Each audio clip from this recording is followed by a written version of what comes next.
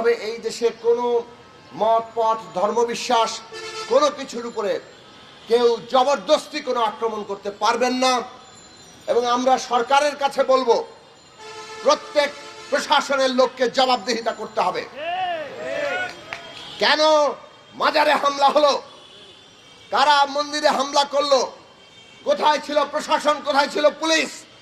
আমরা দেখেছি বিগত ফ্যাসিস্ট হাসিনা সরকার, তাদের আমলে এই রকম যখন হামলা হয়েছে, হামলা প্রথমে হতে দেওয়া হয়, ভাঙচুর হয়ে যায়, দখল হয়ে যায়, তারপরে পুলিশ আসে, তারপর চলে সাম্প্রদায়িক হামলার বিরুদ্ধে ওই ফ্যাসিস্টদের রাজনীতি। এই সব বাংলাদেশে বহুদিন হয়েছে, একজন প্রশাসনের লোক কোনোদিন জবাবদিহিতার আওতায় আসে নাই।